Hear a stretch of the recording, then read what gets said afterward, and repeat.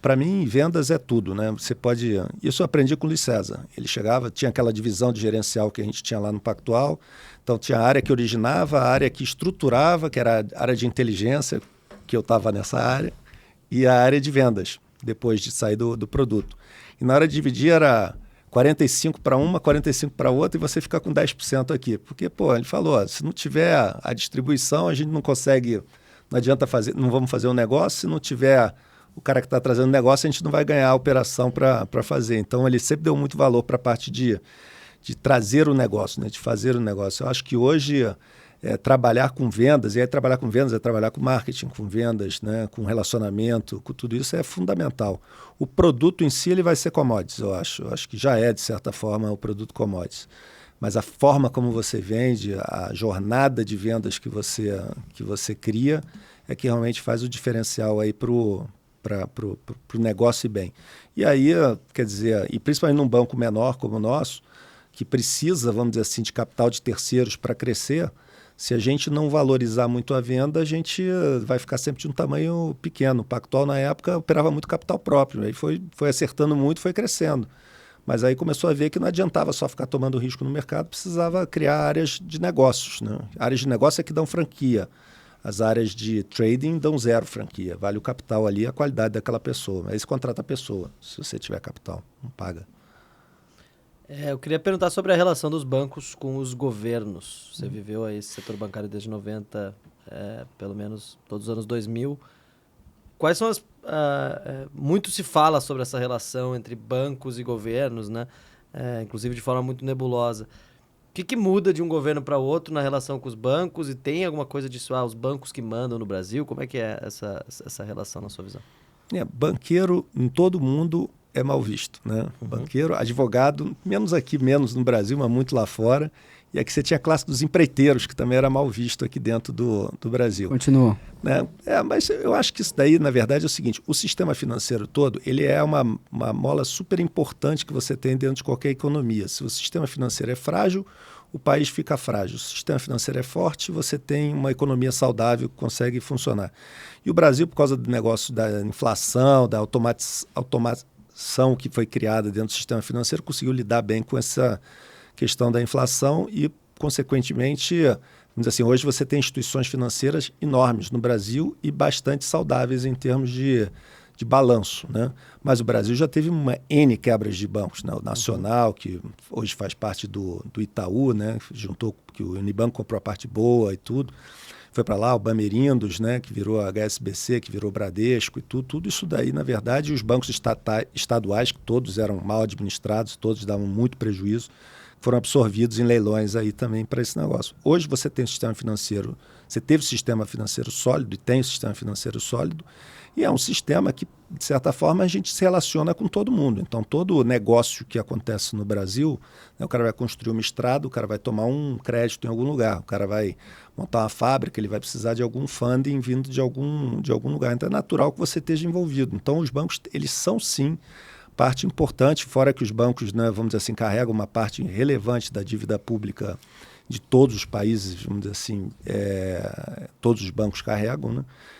Eu acho que isso daí é nada mais natural que exista realmente essa relação, porque sem os bancos você não tem uma economia que funcione. Essa questão do nebuloso ou não, eu acho que tem muita história para um lado e para o outro, assim, é muito difícil você atribuir. Eu tenho uma pergunta assim, melhor em relação a isso. Por que os bancos lucram tanto nos governos do PT? Eu acho que os bancos sempre lucraram aqui, né? Independente de ser o PT ou qual que foi, né? Eu acho que talvez os momentos que os governos do PT tiveram também várias fases, né? Você teve a primeira fase do Lula lá, que foi uma fase específica, né, onde o Brasil se desenvolveu bastante. Você tinha, na época, eu me lembro que a alavancagem financeira, o crédito em relação ao PIB era 30% ou menos. Lá se criou o consignado, fez toda essa parte. Quer dizer, o pessoal expandiu bem, hoje é 60% mais ou menos o crédito em relação ao PIB. Alavancou a economia. Então, alavancou a economia cresceu e tudo, foram momentos muito bons. Você teve o milagre das commodities e tudo, isso aí deu muito certo.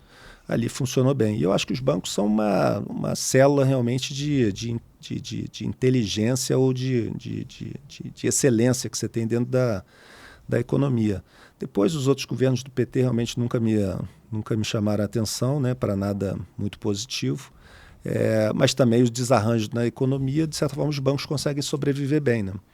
E aí você tem agora uma fase que é bem interessante, que por que os bancos sobreviviam bem? Porque os bancos eles meio que dominavam ali tudo, então se você não ganhava no crédito, você ganhava na tarifa, você ganhava nisso, ganhava naquilo, isso foi até 2014, 15, lá no final da época da Dilma, e agora você tem uma concorrência muito grande de mercado de capitais, de bancos digitais, de outras plataformas que vendem serviços financeiros, e os bancos não estão lucrando tanto, né? Se a gente for olhar, né? Você tem bancos aí que estão mostrando resultados bem piores aí do que já mostraram. E você está tendo até um banco estatal que não mostrava muito resultado, como o Banco do Brasil, que hoje está mostrando um super resultado. Então, acho que é momento de cada um. O sistema financeiro dá resultado, mas eu não sei se tem muito imposto também. Mas você mencionou os serviços financeiros, especialmente recebendo aí uma grande dose de competitividade, mas ainda no crédito, pelo menos no grande crédito, ainda está muito na mão, né, de Itaú, Bradesco, Banco do Brasil.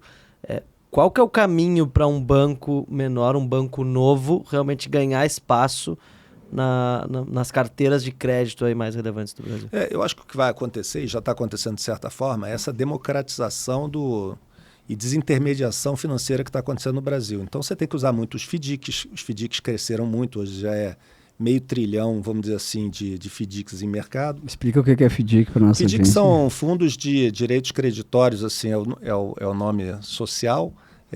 Na verdade, o que eles fazem? Eles agem como o banco, né? Você tem um determinado ativo pulverizado que normalmente você compra ali, um ativo de crédito, e na contrapartida você vende esse fundo para pessoas físicas, jurídicas, institucionais, estrangeiros e tudo, para financiar o que a gente chama da cota sênior, e você tem lá a cota júnior, que seria o patrimônio líquido desse fundo. E aí, normalmente, o patrimônio líquido desse fundo fica com o empreendedor, o gestor daquela operação. Então, hoje você já tem uma série de FDICs que são feitos para esses fundos, né, que são montados para carteiras de consignado. A gente mesmo está saindo com uma manhã de 350 milhões, vai chegar a 1,5 bilhão de reais. Então, um negócio bacana. A gente tem aí essas carteiras de cartão de crédito também, então essas Stone, PicPay, PagSeguro e tudo, todas usam muito esse instrumento para se financiar. Tem carteiras de crédito mesmo, normais, pulverizadas, que as factorings usam também e tudo. E isso é uma questão, e agora os FDICs são, né, esses fundos são permitidos por varejo, que antes não eram. Então você começa a chamar a atenção para um outro pool de dinheiro que ainda não está dentro disso daí. Então, o que eu acho que vai acontecer é isso. O mercado de capitais vai cada vez tomar mais relevância, emissão de debêntures, emissão de bonds lá fora, emissão de fundos de direitos creditórios, CRA-CRI, toda essa parte vai vir aqui para financiar. E isso vai conseguir, de certa forma, absorver uma boa parte.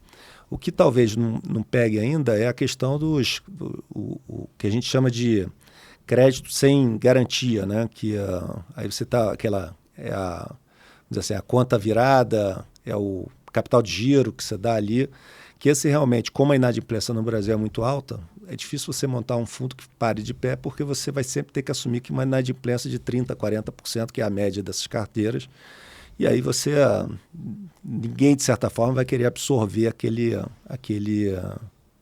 pedaço daquela perda, né? Então, por mais retorno que você possa ter na outra parte que vem para você, né? Porque você dá um retorno, quer dizer, ninguém vai querer a cota sênior do negócio, porque o retorno da cota júnior vai para tomar esse tipo de risco tem que ser de tal monta que não vai sobrar nada para quem está ali tomando supostamente menos risco, né?